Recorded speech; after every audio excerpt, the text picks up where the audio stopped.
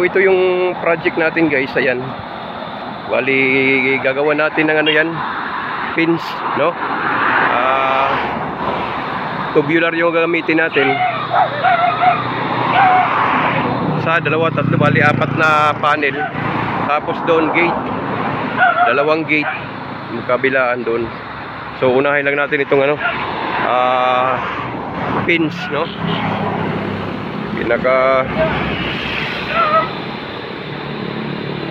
yan, para makabili na tayo ng material. So sinukat na natin yan. So ayan mga sanggay, ano, nandito tayo sa Tacloban, Tacloban City, kung saan namili tayo ng material na yan, tubular at saka mga steel bar. Yung tubular yan yung gagawin natin gate at saka grills, no, para dun sa bakod ng ating customer dun sa Barugo, Leyte. So maumpisa na natin yan bukas mga sangkay. Yan. So ayan, 20 piraso yan na tubular na 2x3. Tsaka ito yung mga bakal na pang ano namin, pang stand ng aming RTL cages, no.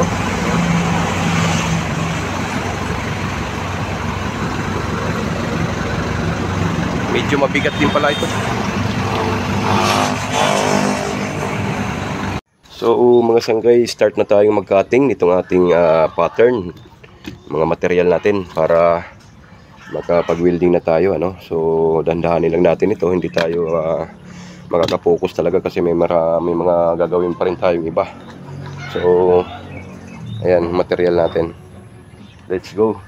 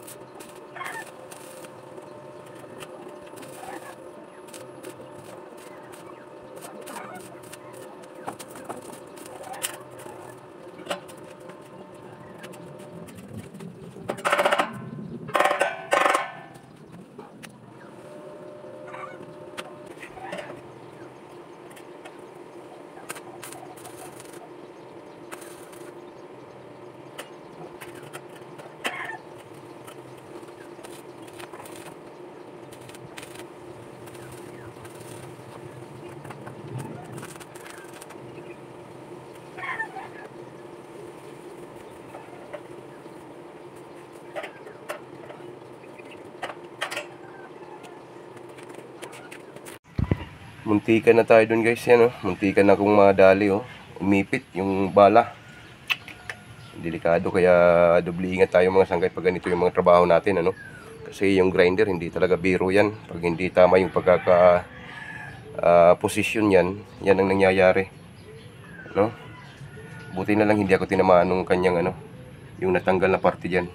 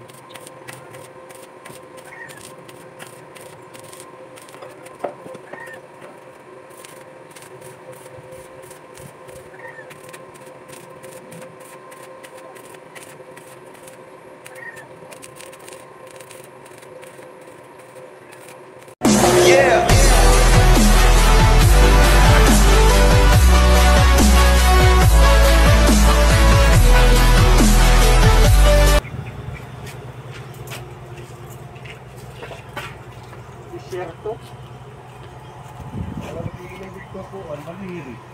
Maato na eh. Kaya kayaw.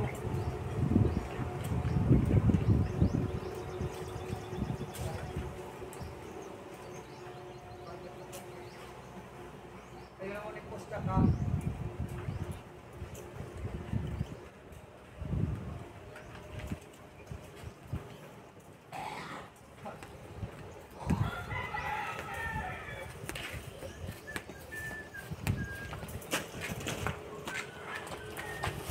Nakalamit ko. Nakalamit ko sa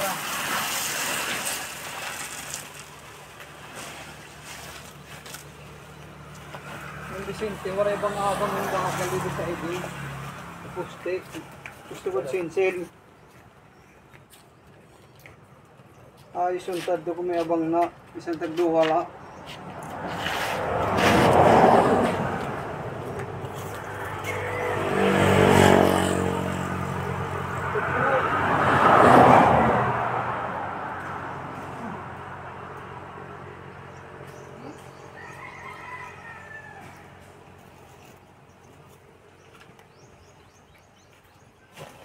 Kapapasok. Grabing init guys. Yan, sinukatan natin para matiktikan na natin, malagay na natin yung ano natin, ginawang bakod.